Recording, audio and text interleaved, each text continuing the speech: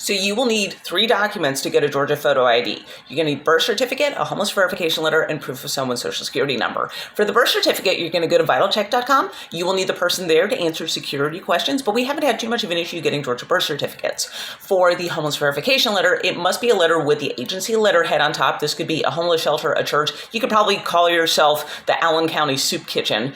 And as long as it's got a residential address where the person can receive mail. It's got their name, the day's date, and a statement saying this person is homeless and living in emergency shelters or in places unfit for human habitation. They should accept that.